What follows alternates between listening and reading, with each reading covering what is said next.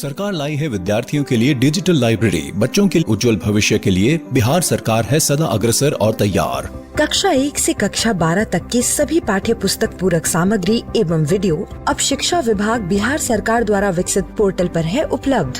अध्ययन सामग्री देखने के लिए BEPCLots.bihar.gov.in पर विजिट करें अथवा एंड्रॉइड मोबाइल पर गूगल प्ले स्टोर से E-Lots ऐप डाउनलोड करें।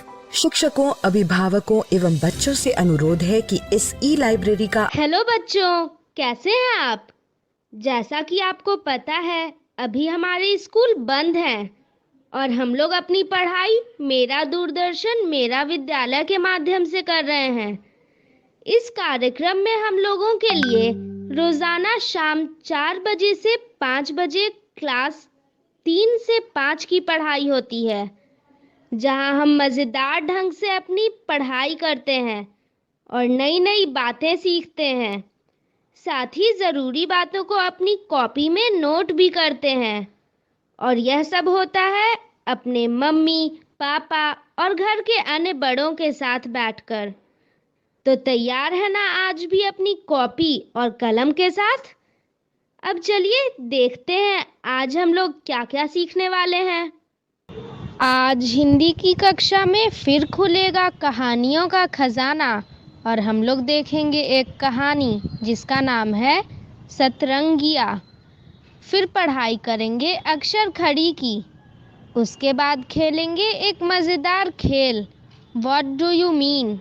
उसके बाद चलेंगे अपने दोस्त गणित के पास और हल करेंगे गुणा की पहेली को। फिर समझेंगे गुणज को और बूझेंगे पहेली बूझो तो सही में। उसके बाद चलो संख्या बनाई में समझेंगे संख्याओं को। उसके बाद अंग्रेजी में एक स्टोरी को सुनकर पढ़ना सीखेंगे जिसका नाम है आई कैन क्लाइंब। और सबसे अंत में चलेंगे पटना का संजय गांधी जैविक उद्यान और देखेंगे जू शो। तो चलिए शुरू करते हैं आज की क्लास, थोड़ी सी मस्ती थोड़ी पढ़ाई के साथ।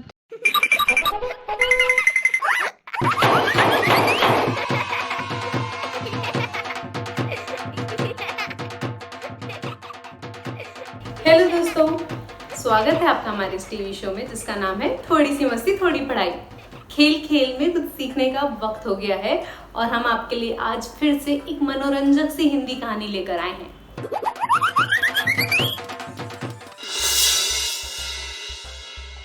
मगर इससे पहले कि मैं कहानी शुरू करूं, आप ये देखिए कि आपके पास कॉपी पेंसिल है। बहुत ही बढ़िया। जो कहानी में आपको पसंद आए और जो अच्छे नए शब्द आप सीखें, आप जरूर उन्हें कॉपी में नोट करिएगा, ठीक है?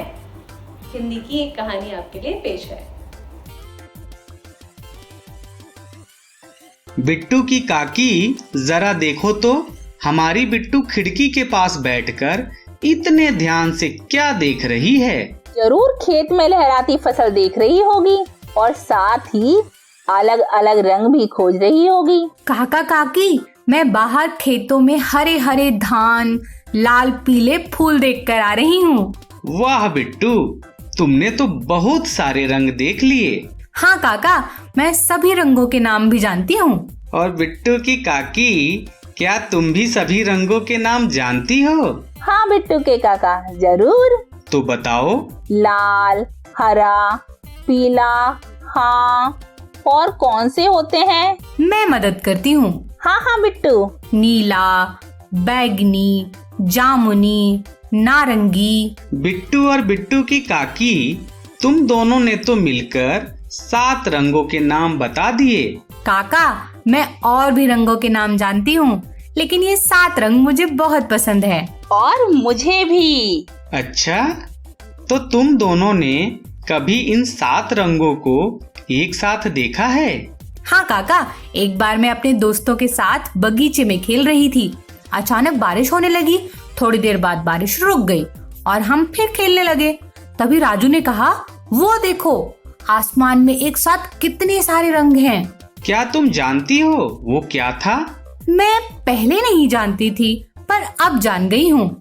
उसे इंद्रधनुष कहते हैं। बिल्कुल सही। पर बारिश होने के बाद ही आसमान में एक साथ ये 7 रंग क्यों दिखाई देते हैं, ये प्रश्न आज भी मेरे मन में घूमता है।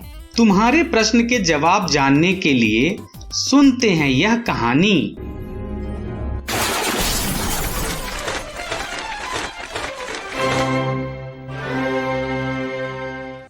सतरंगिया। आज विद्यालय में छुट्टी है। रामा अपने मित्रों के साथ खेलने निकला।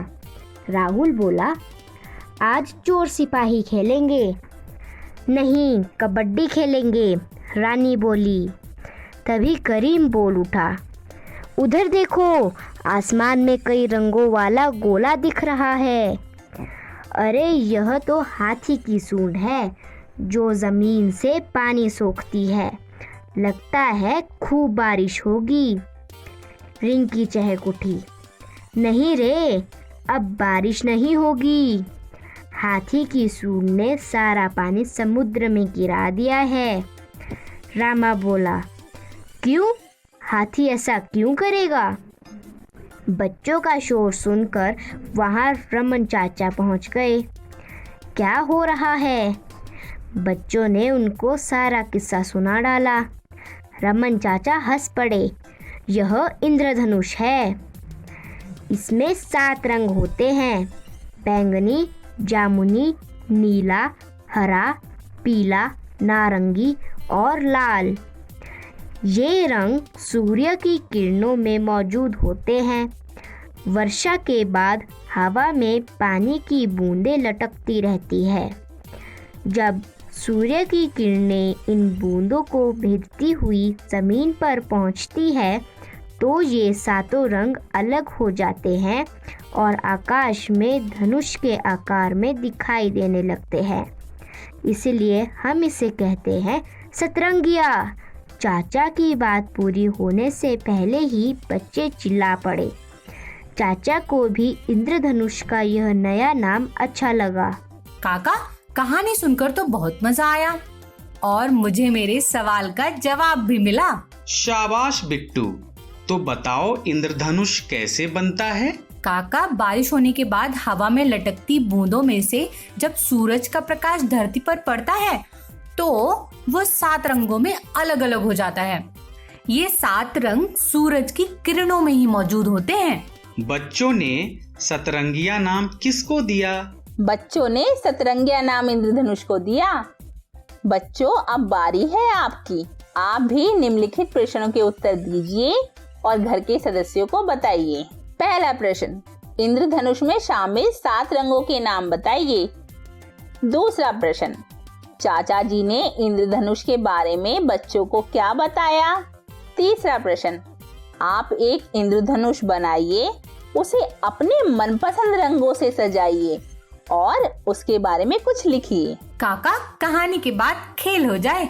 बिल्कुल, पर काकी से तो पूछ लो। हाँ, जैसे हर काम तो आप मुझसे पूछकर ही करते हैं। भाग्यवान, नाराज क्यों हो रही हो? अभी तो पूछा ना। तो मेरी हाँ है, तो जल्दी से खेल शुरू कीजिए। वाह काकी। तो आइए बच्चों, शुरू करते हैं खेल अक्षर खड़ी। इस खेल में करना क्या है? तो इस खेल में हम 12 खड़ी की अलग अलग इकाइयों की आवाज सुनकर पहचानेंगे उसको। तो चलिए शुरू करते हैं इस खेल को। छी, छी। तो कहाँ पे है छी? चलिए आप भी ढूंढिए। अच्छा, ये रहा, बिल्कुल सही। ये लग रहा है भी। चलिए, अरे वाह, बिल्कुल सही। धो। अब हमें ढूंढना है धो। चलिए आप भी ढूंढते रहिए। धो, धो, धो। ये तो भ है, ये बंग है, ये धो। भ, ये तो आपको भी पता होगा, ये है भ। ढय। चलिए आप भी ढूंढते रहिए। ढय। ढय कहाँ पर है? अच्छा, ये रहा ढय। अरे वाह, बिल्कुल सही। आगे चलते हैं। भो। भो, भो, अच्छा, ये रहा भो। छह। ये है जा, ये है बो, ये है कै, ये है फी। ओ, ये रहा छह। जा। जा ढूंढना है हमें। ये है मुंह, ये है हे, थू। ये रहा जा। बिल्कुल सही। ये रहा हे। अरे वाह, बिल्कुल सही। कै।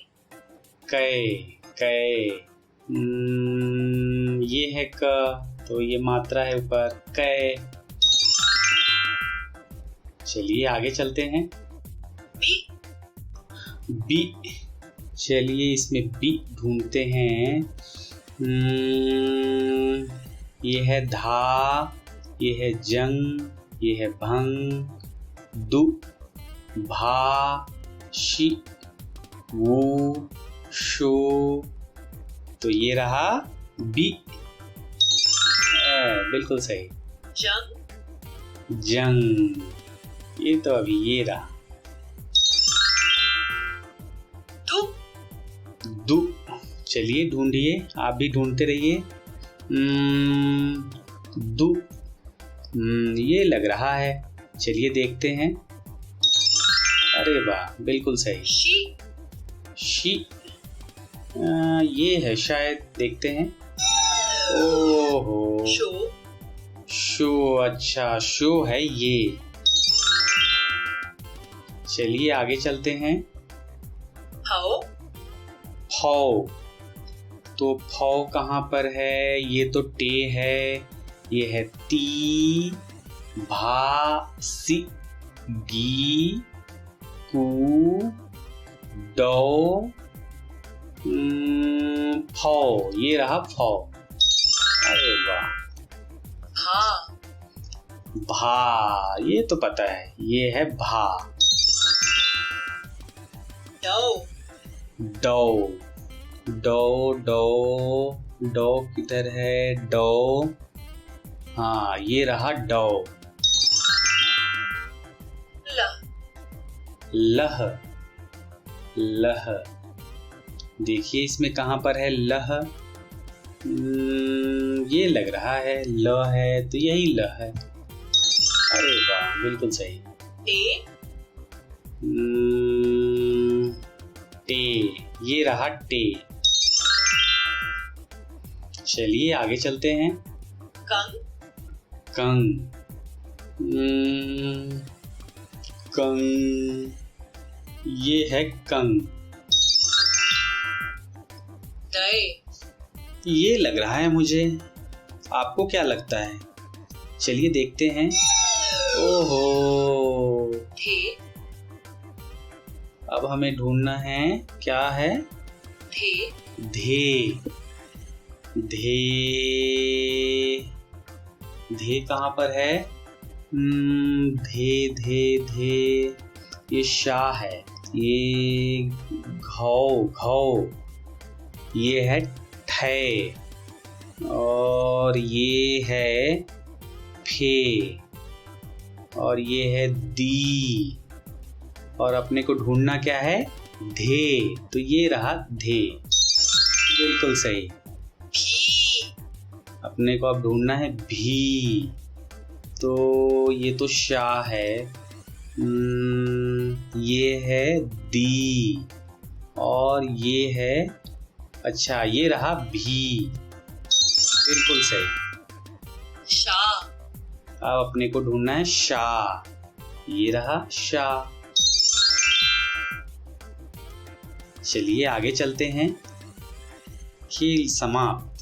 क्यों, कैसा लगा खेल? बहुत बढ़िया। काका, 12 खड़ी की अलग अलग इकाई को पढ़ना मुझे बहुत अच्छा लगा। और इकाइयों का उच्चारण सुनना, वो तो और भी मजेदार था। बिल्कुल काका। अब आगे का खेल बिट्टू की काकी, तुम खिलवाने वाली हो। हाँ हाँ, मैं बिल्कुल तैयार हूँ। जब आप नहीं रहते हैं तो भी पिटारा तो खुलता ही है। अच्छा, मैं और काकी खेलते रहते हैं। बहुत बढ़िया, फिर जल्दी से खेल खिलवा ही दो। हाँ हाँ। तो आइए बच्चों, शुरू करते हैं एक मजेदार खेल। इस खेल में हम मुहावरे और उसके अर्थ के बारे में जानेंगे। तो चलिए मिलकर खेलते हैं इस मजेदार खेल को। तो यहाँ मुहावरा जो लिखा है, जीभ भी जली और स्वाद भी न पाया। अब इसका मतलब हमें ढूंढना है। Please answer the question. अभी बता रहे हैं आपको। यदि किसी को बहुत थोड़ी सी चीज खाने को दी जाए, Please answer the question. भलाई करके भूल जाना, बर्बाद हो गया पर घमंड अभी तक नहीं गया। एक बुरा व्यक्ति सारे परिवार, समाज या साथियों को बुरा बनाता है। Please answer the question. तो अब इसका मतलब क्या होगा, इसका अर्थ क्या होगा, यही हमें जानना है। क्या लगता है आपको, इस मुहावरे का अर्थ इसमें से कौन सा है? जीभ भी जली और स्वाद भी न पाया। मुझे तो लग रहा है कि ये होना चाहिए, यदि किसी को बहुत थोड़ी सी चीज खाने को दी जाए, ये इसका मतलब होना चाहिए। चलिए देखते हैं। Right answer. अरे वाह, बिल्कुल सही उत्तर है। अब देखते हैं। अब ये मुहावरा है आंख भर आना। इसका मतलब क्या होगा? चलिए आप भी ढूंढिए, सोचिए। आंसू आना, Please answer the question. ऐसे कंजूसों से कुछ प्राप्ति नहीं होती, बहुत कम अंतर होना, आत्मनिर्भर होना। क्या लगता है आपको, इस मुहावरे का अर्थ क्या होगा इसमें? आंख भर आना। Please answer the question. क्या लग रहा है ये? अच्छा ये, चलिए देखते हैं सही है या नहीं। आंख भर आना का मतलब आंसू आना। देखते हैं सही है या नहीं। Right answer. अरे वाह, बिल्कुल सही बताया आपने, बिल्कुल सही उत्तर है वो। अब देखिए, पराये धन पर लक्ष्मी नारायण। अब इसका मतलब हमें ढूंढना है इसमें, इसका अर्थ क्या होगा? तो जैसा नेतृत्व होगा वैसे ही अनुयायी होंगे। मूल कार्य को छोड़कर किसी और कार्य में लग जाना। जो जरा सी बात पर Please answer the खुश question. और जरा सी बात पर नाराज हो जाए। दूसरे का धन पाकर अधिकार जमाना। Please answer the question. क्या लग रहा है आपको, इस मुहावरे का अर्थ क्या होगा? जैसा नेतृत्व होगा वैसे ही अनुयायी होंगे। हाँ, ये तो नहीं लग रहा है मुझे, ये तो नहीं लग रहा है। मूल कार्य को छोड़कर किसी और कार्य में लग जाना, ये भी नहीं लग रहा मुझे। जो जरा सी बात पर खुश और जरा सी बात पर नाराज हो जाए। दूसरे का धन पाकर अधिकार जमाना। आपको कौन सा लग रहा है इसमें? ये Please answer the question. नहीं, ये वाला, दूसरे का धन पाकर अधिकार जमाना मतलब पराये धन पर Lakshmi Narayan. Please answer the question. तो मुझे लग रहा है कि ये होना चाहिए, दूसरे का धन पाकर अधिकार जमाना। चलिए देखते हैं सही है या Please नहीं। answer the right answer. अरे वाह, बिल्कुल सही। चलिए आगे खेलते हैं इस खेल को। मजा आ रहा है ना आपको? अंधेरे घर का उजाला। अभी मुहावरा है अंधेरे घर का उजाला। पराये की खुशी को अपना समझना, शोर मचाना, इकलौता पुत्र। सीधे साधे व्यक्ति को सब लोग बिना हिचक ठगते हैं। क्या लग रहा है आपको? Please answer the question. मुझे लग रहा है ये होना चाहिए क्या? पराये की खुशी को अपना समझना। चलिए देखते हैं Please इसको। answer the question. Wrong answer. ओहो, ये रॉन्ग आंसर था, गलत था उसका उत्तर। चलिए आगे देखते हैं। बोए पेड़ बबूल का आम कहाँ से होए। ये तो आपने भी सुना होगा अपने घर में, गांव में। चलिए देखते हैं इसका Please मतलब answer क्या the होता है। question. जैसी करनी वैसा फल, अजीबो गरीब शौक रखना। यदि किसी को बहुत थोड़ी सी चीज खाने को दी जाए, अपराध करे कोई, दंड मिले किसी और को। बोए पेड़ बबूल का, आम कहाँ से होए? Please answer the question. मुझे लग रहा है ये होना चाहिए, जैसी करनी वैसा Please फल। answer the question. देखते हैं। Right answer. अरे वाह, बिल्कुल सही। वाह बिट्टू की काकी, मजा आ गया इस खेल को खेलने में। क्यों बिटिया? बिल्कुल। सीखने को कुछ मिला या नहीं? कैसी बातें कर रही हो भाग्यवान? खेल हो और सीखना नहीं हो, ऐसा हो सकता है क्या? बिल्कुल सही कहा काका। बहुत बढ़िया। बच्चों, आप भी अपने घर के सदस्यों से मुहावरे पूछकर उनका अर्थ पता कीजिए।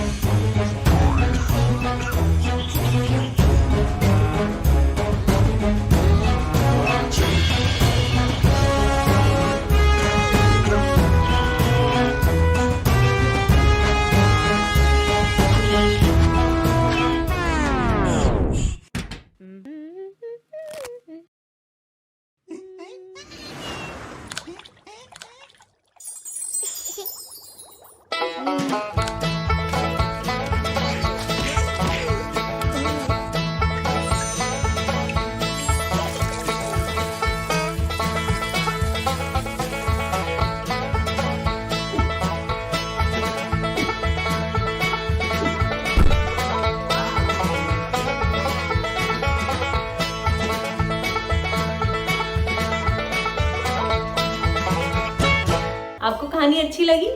आशा करती हूँ आपको भी उतनी ही पसंद आई होगी जितनी मुझे पसंद आई। अब वक्त हो गया है गणित के कुछ आसान खेल खेलने का। चलिए गणित की ओर चलते हैं। हेलो बच्चों, आइए हल करते हैं गुणा की पहेली।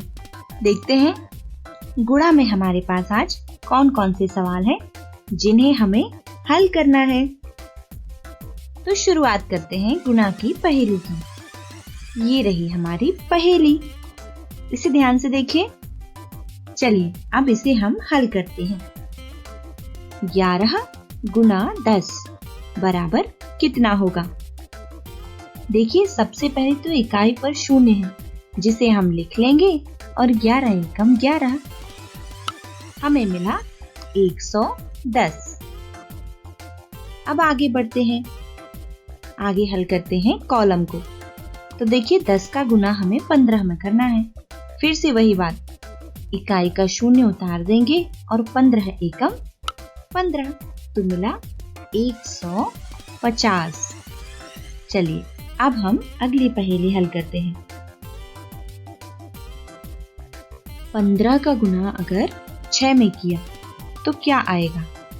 15 एकम 15, 15 दूनी 30, 15 तिया 45, 15 चौके 60, 15 पंचे 75, 15 छक्के 90।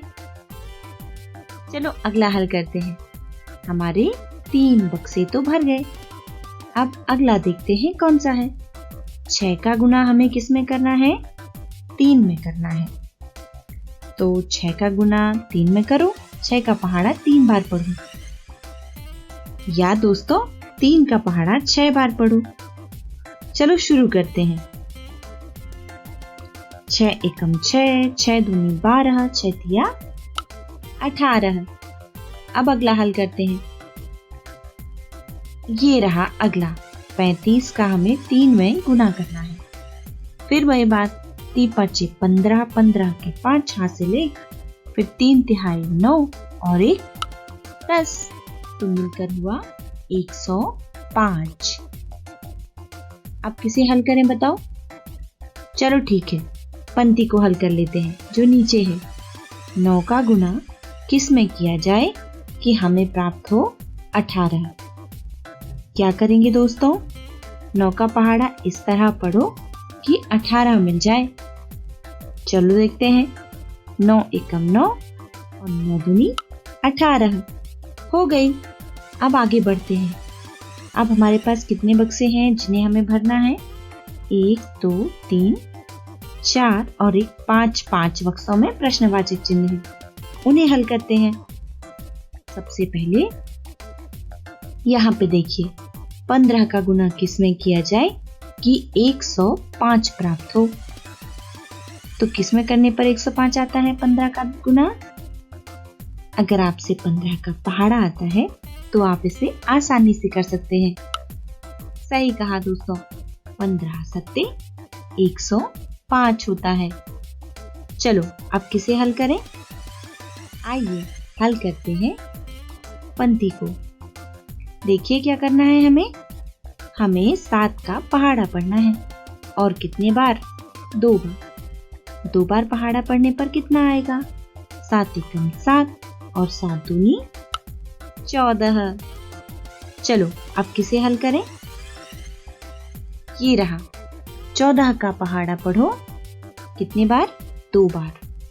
तो 14 एकम 14 और 14 दूनी, ठीक पहचाना, 14 दूनी 28 होता है। अब किसे हल करें दोस्तों? अब हल करते हैं। यहाँ 7 गुना कितने बराबर 28, यानी 7 का पहाड़ा किस में पढ़ने पर हमें 28 प्राप्त होगा। तो 7 एकम 7, 7 दूनी 14, 7 तिया 21 और 7 चौके 28 होते हैं। अब बढ़ते हैं आगे और हमारा अंतिम जो बचा है पहेली, ये रहा बॉक्स। 10 गुना 2 बराबर कितना होगा? तो 10 एकम 10 और 10 दूनी 20। तो दोस्तों हमने सारी पहेली हल कर ली। इसी तरह पढ़ते रहिए, सीखते रहिए। फिर मिलते हैं। अपना ख्याल रखिए। Bye bye.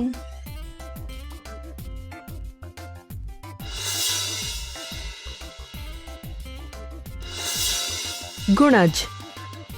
यह समझने के लिए कि गुणज क्या है, सबसे पहले आप 2 के पहाड़े पर विचार करें। अगर आप 2 के पहाड़े में सभी संख्याओं को देखें, जैसे 2, 4, 6, 8, 10, ये सभी संख्याएं 2 की गुणज कहलाती हैं। इसका मतलब है कि एक संख्या का गुणज उसी संख्या के पहाड़े में आने वाली एक संख्या है और गुणज उस संख्या से विभाज्य है। आप एक गुणज कैसे प्राप्त करते हैं? यदि आप 2 का गुणज प्राप्त करना चाहते हैं तो आप 2 को किसी अन्य संख्या से गुणा करें और तब आप 2 का गुणज प्राप्त करेंगे। उदाहरण के लिए, यदि आप 2 को 3 से गुणा करते हैं तो आपको 6 प्राप्त होता है, जो कि 2 का एक गुणज है। और यदि आप 2 को 5 से गुणा करते हैं तो आपको 10 प्राप्त होता है और 10 भी 2 का एक गुणज है। इसका मतलब यह हुआ कि आप 2 का गुणज प्राप्त करने के लिए किसी अन्य संख्या से गुणा करते हैं।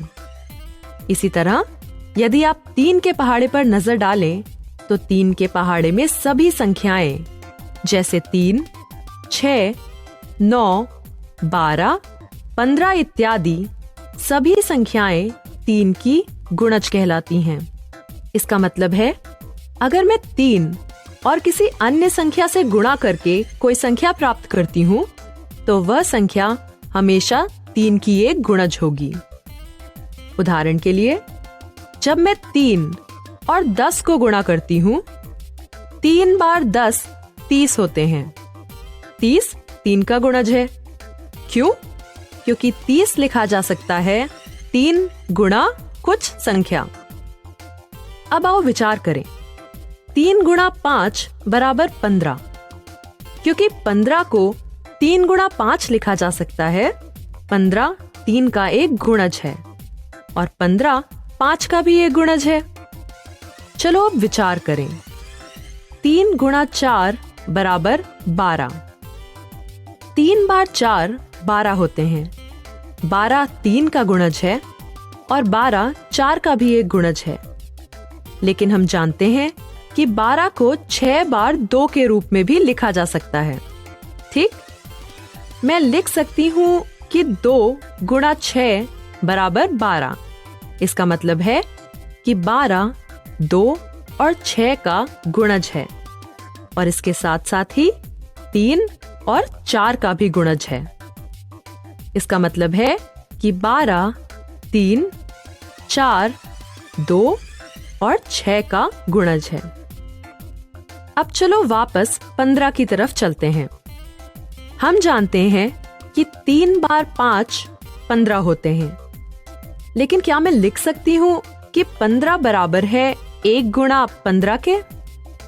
हाँ, इसका मतलब यह हुआ कि 3 और 5 के साथ साथ 15, 1 और 15 का भी गुणज है। 12 के मामले में आप 12 को 12 गुणा 1 लिख सकते हैं। इसका मतलब है यहाँ भी 12, 3, 4, 2, 6 के साथ 1 और 12 का भी एक गुणज है। इसका मतलब है कि 12, 3, 4, 2, 6, 1 और 12 का एक गुणज है।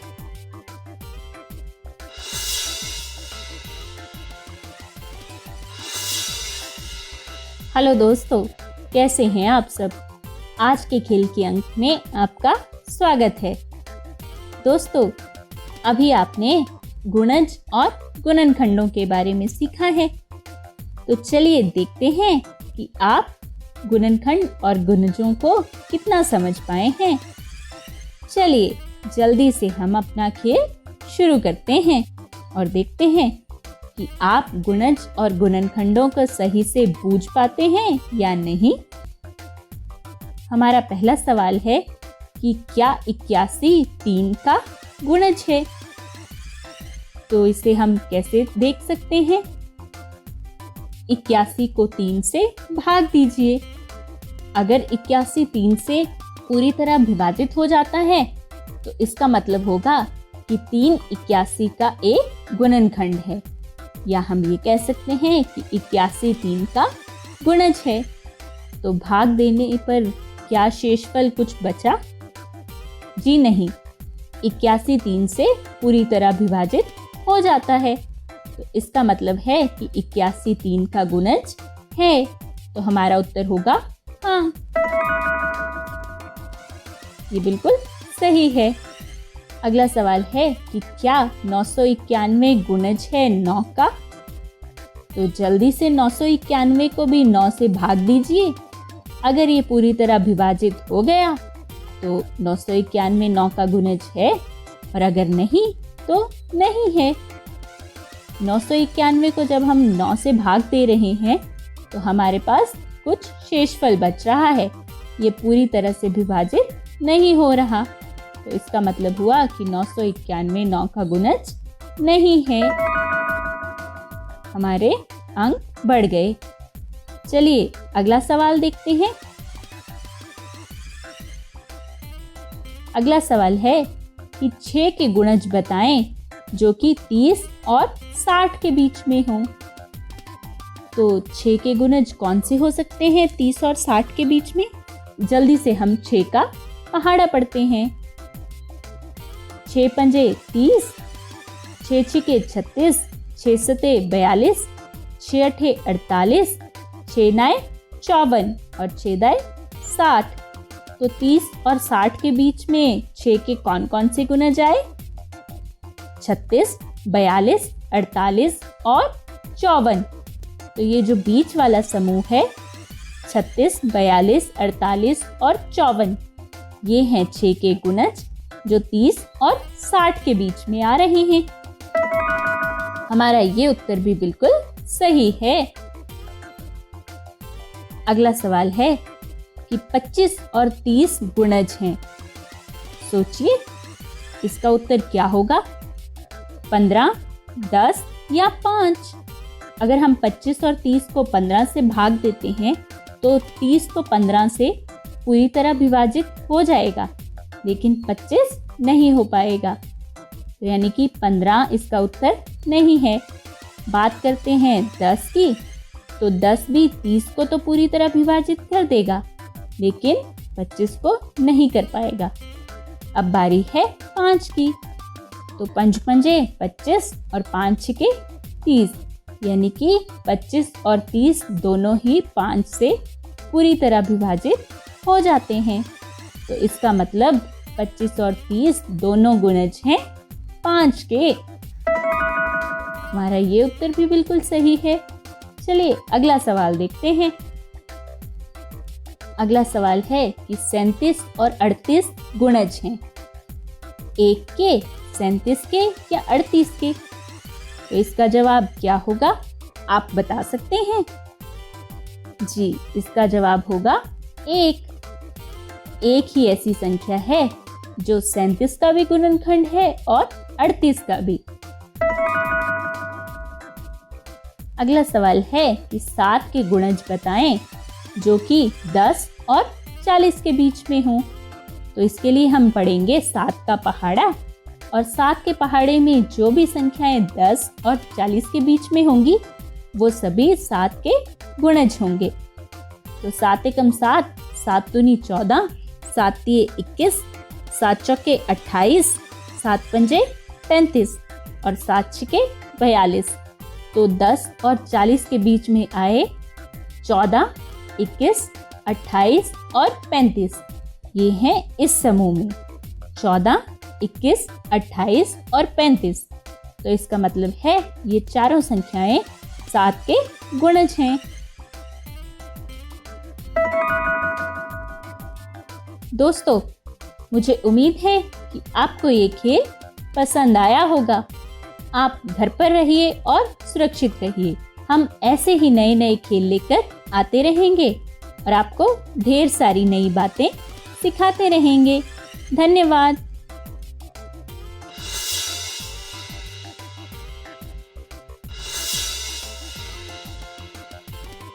तो ये हैं बहुत सारे नंबर्स और इनसे आपको बनानी है संख्या। संख्या है 16। बताओ बताओ कैसे बनाएंगे? चलो 8 और 2 लेते हैं। 8 का 2 में गुणा करने पर ही हमें मिलेगा 16। और 4 और 4, अगर 4 और 4 को लिया तो 4 चौके 16। और 3 और 48 को लेंगे तब क्या करना पड़ेगा? तब हमें भाग करना होगा। 3 का भाग जब 48 में देंगे तो 16 प्राप्त होगा। 2 और 32 देखिए, 32 का जब 2 में भाग करते हैं तो एक भाग पे मिलता है 16। तो देखा दोस्तों, 16 को हम कितने तरीके से बना सकते हैं। देखिए 8 का पहाड़ा 2 बार पढ़ा तो 16, 4 चौके यहाँ भी 16 हो जाते हैं। 48 को अगर 3 से भाग दिया यानी 48 के 3 भाग किए तब भी हमें 16 मिल जाता है। 32 को 2 से भाग देने पर एक भाग पे 16 ही आता है और 2 का गुना अगर 8 पे किया तो 2 8 16 होते हैं। और 64 को 4 से भाग करने पर भी 16 ही प्राप्त होता है। देखिए 16 चौके 64, तो आएगा ना 4, भाग करने से मिलेगा ना 16। 80 का भाग जब 5 में दिया तब भी हमें 16 प्राप्त हुआ और 16 एकम 16, ये तो आप सभी को पता है। अगली संख्या है 24। कैसे बनाएंगे? चलो 4 और 6 लेते हैं। 4 और 6 को जोड़ने पर 24 नहीं मिलता, इसलिए हमने गुणा किया तो 6 चौके 24 मिला। 2 और 12 हो तब? हाँ दोस्तों, तब भी हमें गुणा करना होगा। 12 दूनी 24 होते हैं। 2 और 48 हो तब क्या करेंगे? तब हम भाग करेंगे। 48 के 2 भाग करने पर एक भाग पर 24 होता है। अच्छा, और अगर 1 और 24 लिया तब हमें भाग या गुणा करना होगा। भाग करेंगे तो भी हमें 24 ही मिलेगा। तो इस तरह दोस्तों देखा 24 को हम कितने तरीके से प्राप्त कर सकते हैं। जैसे 12 का गुना अगर 2 पर किया तो 12 दूनी 24 और 24 का गुना अगर 1 से किया तो 24 एकम 24। अच्छा भाग करने पर भी देखिए 24 का अगर 1 से भाग दिया तब भी 24 ही मिलेगा। देखिए 48 के 2 भाग करने पर 1 भाग पर कितना होगा?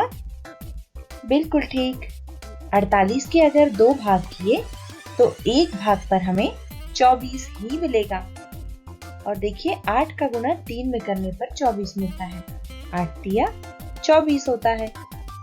और 96 को अगर 4 से भाग दिया जाए तो देखिए 4 दूनी 8 और 1 बच जाएगा तो 16, फिर 4 चौके 16 मतलब 24 और 72 भागित 3 ये भी 24 ही मिलेगा।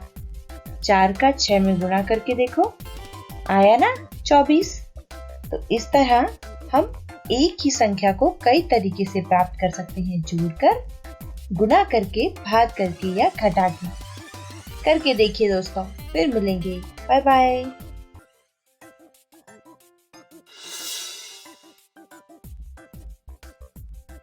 आज की इंग्लिश स्टोरी का नाम है आई कैन क्लाइंब। इस कहानी का स्रोत है स्टोरी वीवर कम्युनिटी।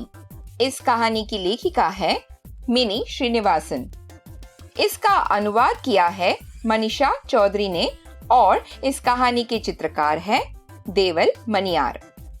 दोस्तों, बिना कोई अनुमान लगाए चलकर देखते और सुनते हैं यह कहानी किस बारे में है।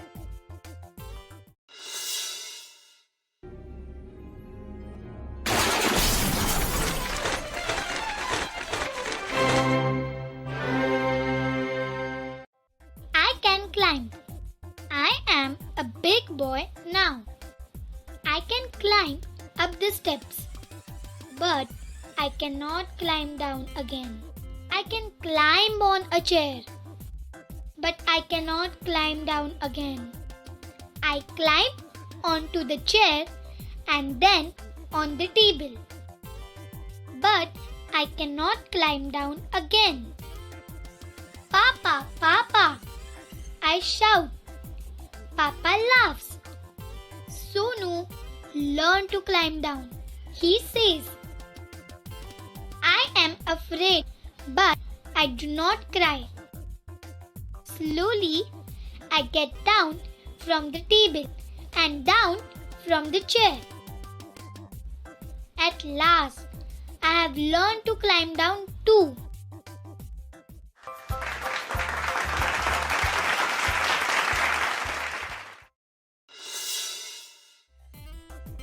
कहानी एक छोटे लड़के के बारे में है जो हर जगह ऊपर चढ़ तो जाता है लेकिन उसे नीचे उतरना नहीं आता। इस कहानी के अंत तक वह नीचे उतरना सीख जाता है और खुश हो जाता है। बच्चे जब नया नया चलना सीखते हैं तो यह तो सब चीजें करते ही हैं। ऐसा मेरी माँ ने मुझे बताया है। यह बच्चा भी बिल्कुल वैसे ही कर रहा है। चलिए तो फिर यह कहानी अपनी माँ और बाकी घर वालों को सुनाते हैं।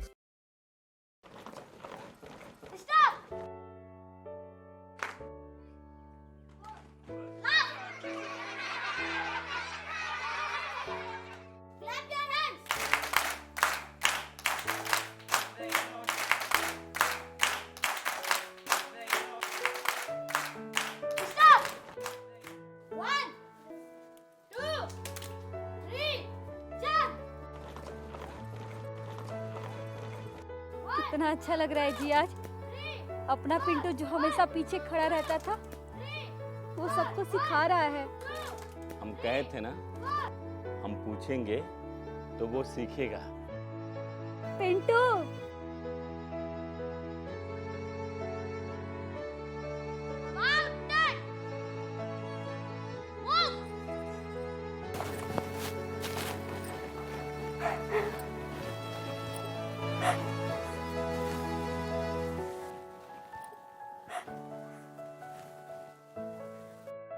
बात की बात ये है कि बच्चे हमारे हैं तो ध्यान भी हमें ही देना होगा। हमने तो सीख लिया, अब आपकी बारी है। आइए हम मिलकर अपने बच्चों के भविष्य को एक नई उड़ान दें। आज हम पूछेंगे तो कल ये सीखेंगे। तो बच्चों, जैसा कि मैंने पहले ही बताया था कि आज हम लोग शुरू करेंगे जू शो। तो चलिए शुरू करते हैं।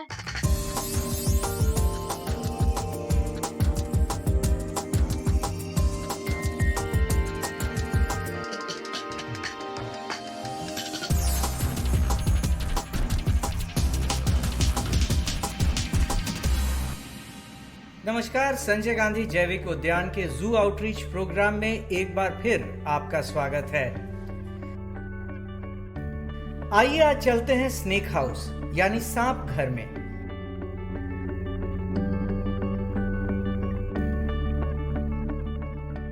आज की इस कड़ी में बात करेंगे यहाँ के 3 प्रकार के सांपों के बारे में। डरिए नहीं, ये तीनों नॉन पॉइजनस यानी विषहीन हैं। यह है सबसे लोकप्रिय अजगर। ये भारतीय महाद्वीप में पाए जाने वाले सांपों में सबसे भारी भरकम सांप है।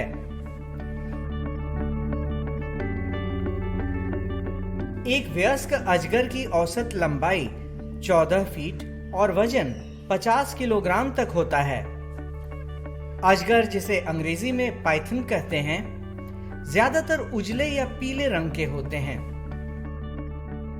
ये एक सुस्त प्रवृत्ति वाले सांप हैं और ये सिर्फ भोजन की खोज में और दुश्मनों से बचने के लिए ही गतिशील होते हैं। अजगर पानी में तैर सकते हैं और पेड़ों पर भी चढ़ सकते हैं।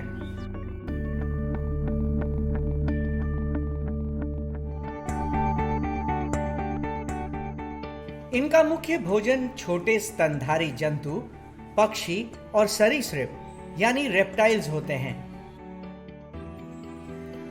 अजगर एक ऐसा सांप है जो छोटे हिरण को भी निगल सकता है।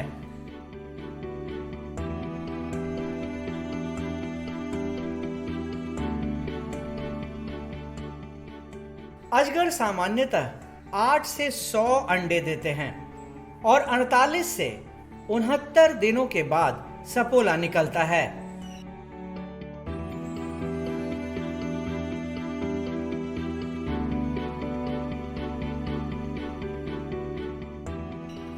ये अपने शिकार को अपने शरीर से लपेट के मार देते हैं। ज्यादातर ये पेड़ों के पास पथरीले इलाकों में पाए जाते हैं जहां नदी या तालाब हो। अजगर अच्छे तैराक होते हैं और आधे घंटे तक पानी में डूबे रह सकते हैं।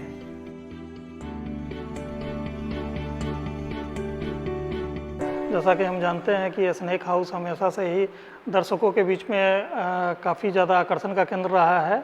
पटना स्पीसीज में रॉक पाइथन के तीनों स्पीसीज जो इंडिया में पाए जाते हैं वो मौजूद हैं। रेटिकुलेट हैं, रॉक पाइथन और बर्मीज पाइथन। इनका एग लेइंग मार्च महीने में शुरू होता है। लगभग 15 से 20 अंडे को एक एग ले करते हैं। लगभग 90 दिनों तक इसको वेट करते हैं, फिर इससे बच्चे निकलते हैं। रॉक पाइथन है, इसको खाने में हम लोग यहाँ पे गिनी पिग, रैबिट या चिकन इत्यादि दिया जाता है। सप्ताह में 2 दिन इनको दिया जाता है। और हमारा फ्यूचर प्लान में एक और स्पीसीज को अभी हम लाने जा रहे हैं, किंग कोबरा का, जो एक अतिरिक्त आकर्षण का केंद्र होगा। इसके अतिरिक्त डेनमार्क से यहाँ कुछ स्पीसीज आने जा रहे हैं रेप्टाइल्स में ही, जिसमें आपके ग्रीन एनाकोंडा, बॉल पाइथन, फिर राइनो इगुआना, इसके अलावा नाइल क्रोकोडाइल भी आने जा रहा है। तो जो यहाँ का कलेक्शन प्लान है वो काफ़ी ज़्यादा इम्प्रूव हो जाएगा। अब चलते हैं धामिन यानी रैट स्नेक के एनक्लोजर के पास, जो दक्षिण पूर्व एशिया में पाए जाने वाला एक विषहीन सांप है। शुष्क स्थलों पर यह पीले रंग का होता है, लेकिन पानी वाले जगहों में ये काले रंग के भी होते हैं। इनका शरीर लंबा और पूंछ पतली होती है।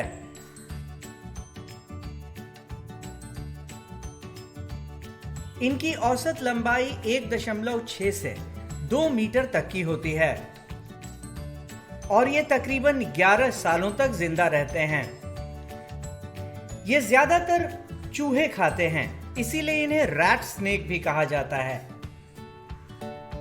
धामिन एक बार में 6 से 14 अंडे देती है और 2-3 महीनों के बाद इससे बच्चे निकलते हैं।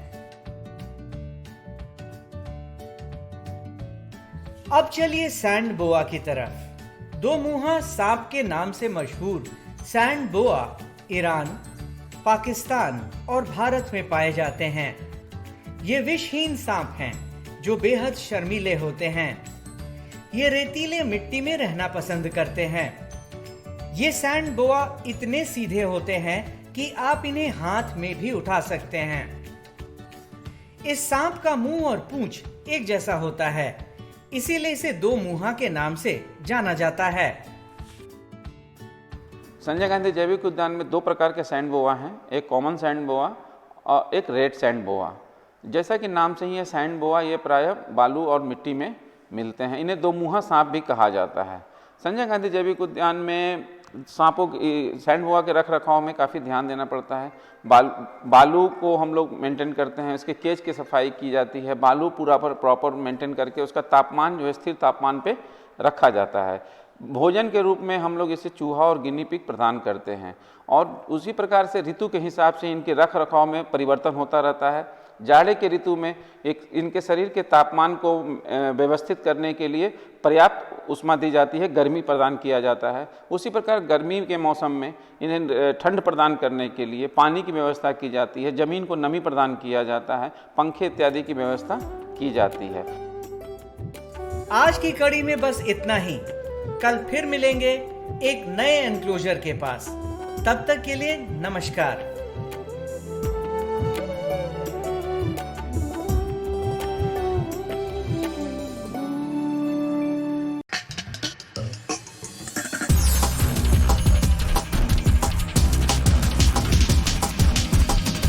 तो आशा करती हूँ बच्चों आज के एपिसोड में आपने जरूर कुछ नया सीखा होगा। तो घर पर रहें, पढ़ते रहें, बढ़ते रहें। मिलते हैं अगले एपिसोड में। बाय बाय बच्चों।